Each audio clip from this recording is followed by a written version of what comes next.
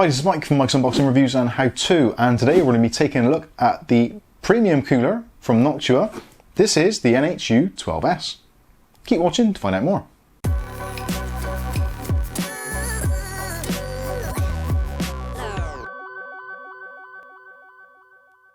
Okay, so today we're going to be taking a look at this cooler from Noctua. This is the NH U12S. Now this is a slimline model from Noctua and it's designed to be compatible with pretty much every processor and setup on the market. It's set for two big caveats, that is the Threadrippers and also the FX 9590 and the 9370. But who's going to be using one of those these days anyway? So let's take a look at the packaging. We'll go through, I'll do an installation on a AMD AM4 setup, and then we'll do some basic sound and performance tests, and then I'll give you my final thoughts. Let's first take a look at the packaging. So the packaging is pretty much the usual deal from Noctua, and it does look very premium. You've got all the information splattered around the box, and also it does go into some detail about the performance, the specifications, and the use case scenarios. Also on the front of the box, it does discuss 100% RAM compatibility, classic 120mm tower size, the Noctua F12 PWM Focus Flow 120mm fans, the SecuFirm 2 mounting system, and compatibility with past and future sockets. Also comes included with NTH1 thermal compound and has been backed up with a 6-year warranty, which is excellent. So that's enough about the packaging. Let's take it out of the box and see what we actually get for the money. Now, talking of money, this at the moment you can pick up on Amazon UK for around about £55, which I think is excellent value for money. It's a little bit pricier than some of the traditional tower coolers, but this is a premium model, so you will have to pay a little bit more. So first up we have our accessories box, and on the front you can see it's laid out clearly what is actually in the box, but let's go through it anyway and see what we get. So we've got a nicely laid out compartment here with various parts. So at the bottom we've got all of our common parts, we've got our AM4 and instructions set over here, and this side is the Intel kit. So let's take a look at the instructions first of all. So there's an individual instruction manual for AMD, there's one for the LGA 20 system, and there's one for the LGA 115X system.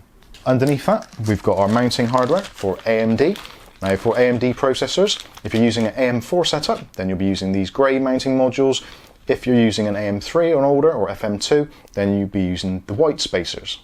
The bolts are universal across the range. Also, there are two AM4 mounting clips, and these will fit onto the standard backplate. Moving on to the common parts, we've got an additional set of 4 rubber dampers, so if you're choosing to install a secondary fan on this particular model. And inside this bag is the main fitting kit. So you've got an additional 2 spring clips, again for mounting that additional fan if you choose to. There is a PWM splitter, again if you're using 2 fans. There is a tube of thermal paste, a Noctua sticker, and some 3M tape. Also included is some mounting hardware. So this is a long screwdriver. This is for mounting the screws onto the mounting brackets. This is handy to have if you don't have a long screwdriver available or in your kit. Moving on to the Intel side. In this side we've got the SecuFirm 2 mounting backplate, which will be used for Intel coolers. Also there's 2 Intel brackets, and there's a bag with all your Intel mounting hardware, both for the 115X setup and the LGA 20 setup. In today's video we're not going to be using the Intel setup, so we can put that back in the box. So next up we have the cooler itself, and what an absolute beauty it is. I'm not entirely convinced by the beige and brown setup, but you can get this in a blacked out version with a black fan and the black cooler. A little bit more expensive, about £10 more expensive here in the UK, so if that is something that you really need in your build, then feel free to get one. Links will be in the video description. So on the front we've got the Noctua F12 fan, which is an excellent fan and has steel bearings. Also we've got a PWM cable at the bottom for connecting up to a motherboard header. And the fan is actually attached with these really nice spring clips, which are relatively straightforward to get off. So what we do, a little bit of pressure on the side, and the fan comes off pretty easily. Looking at the back of the fan, it's a really interesting design, and there's lots of little cutouts and things that they've done to modify it to make it work much more efficiently. The tower cooler itself has 5 heat pipes included, and it's got this really nicely machined base plate or cold plate. And as you can see, that has been finished particularly nicely. You can see from the mounting hardware, which is already included, mostly all you're going to need to do is to tighten up 2 screws, which are spring loaded on the sides, and the rest of it is going to be pretty simple. At least I hope it will be. The tower itself is actually quite a slimline module and is part of their new design ethos to allow it to have pretty much 100% RAM compatibility, even if you are using massive heat sinks on your RAM. So that is pretty much it for the introduction of the parts and the cooler itself. So let's see how easy it is to fit. Okay, so for this particular installation, we're going to be using a Ryzen 7 1700X from AMD, which is a 95 watt part and should give the cooler a bit of a run for its money. So the first thing we need to do is to remove these standard AMD mounting lugs.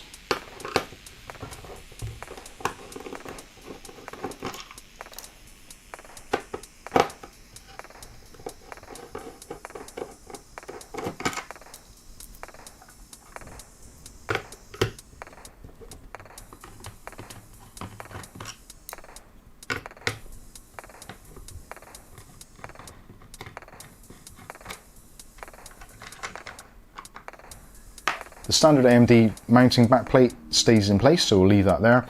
And now we can add a little bit of thermal paste. This is included in the kit, so this is the Noctua NH paste.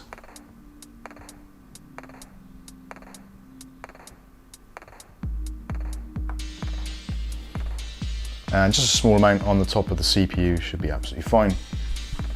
Next up, we'll be installing the mounting pillars. So these are the grey ones for the AM4. And all you do is just pop them over the top of your backplates. And then next is the mounting brackets. So these go on like this, and using the screws that are included, put them in the inner hole. And they should line up perfectly with the AMD backplate.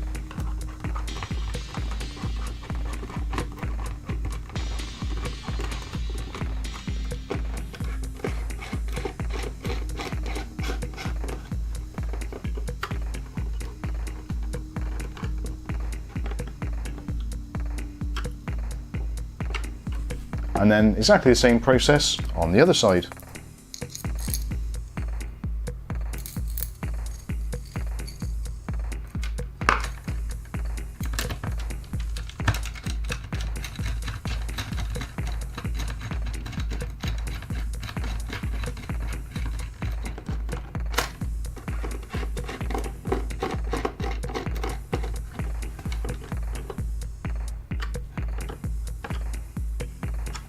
Next up, we can mount the cooler over the top and just lining up these screws with these pillars.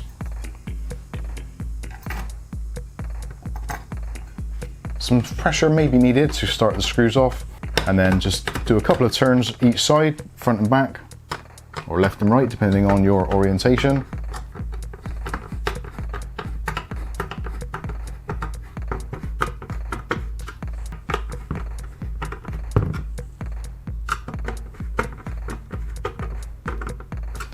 And the screws will stop at the end of the travel. So that is the cooler mounted.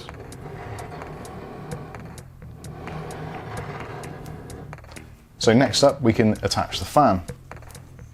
Now the fan has got these spring clips on, and you want to route your cable so it's at the bottom of the cooler. Match up the fan with the cooler. You can adjust it, so if you want it slightly higher or lower, you can do, but try and get it as central as possible. And the spring clips you can just pull into place and they lock into place nicely. Then all you need to do is to connect up your PWM fan header onto the motherboard, and then if you want to, you can do a tiny little bit of cable management. And there we go, that is it, pretty much done. And it looks pretty decent.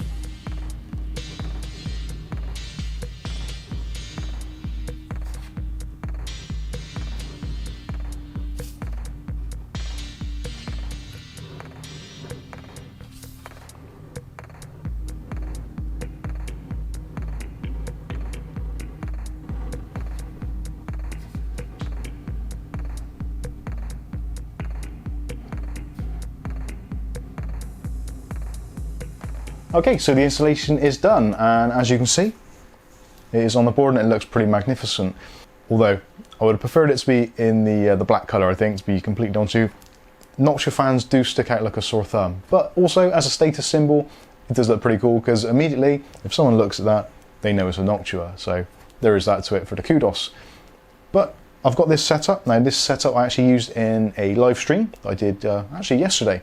And I had this exact same setup, but in a case with 3 120mm fans on the front, a 120mm fan on the rear, and also another well-known cooler, which has 2 fans on it.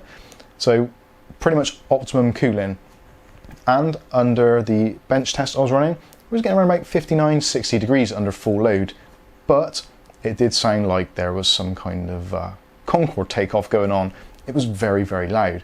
Now this is running exactly the same, albeit not in a case, so it's open air. Ambient temperature in the room is about 23, 24 degrees as it was yesterday. But this is just running with a single fan. I was running yesterday with, 6 fans, all at full blast. And this is still pretty much whisper quiet considering this is under full load, so that is really impressive. And it's about 60 degrees, so give or take, it's pretty much the same as having a system with 6 fans, which is incredible. I honestly didn't think it was possible, but they've obviously done something to this cooler, which makes it absolutely phenomenal. And currently we are still, we're still at the kind of 60, 61 degree mark, which for me is fantastic. If this was in a case with direct airflow, 3 120mm fans on it, I think it's going to be absolutely exceptional. So this is a basic rudimentary test I thought I'd do just quickly, just to get a bit of a grasp to see how well it performs. I will be doing more in-depth tests on this cooler with a selection of other coolers, and if you've got a particular cooler that you want to see it stacked up against, please let me know in that comment section below. But overall, I'm very impressed. It runs very quietly, even under full load. That is literally full load at the moment. I can't get over how quiet that is considering it's almost 1500 RPMs. It sounds, well, I could live with that quite easily. So if you're into video editing, rendering, gaming, whatever, and your CPU's under full load pretty much most of the time, this isn't going to distract you at all. And just for reference purposes, I've actually now stopped the testing, and this is just in kind of pretty much like an idle mode. And I seriously cannot hear that fan over the graphics card or the power supply fans. It is ridiculously quiet.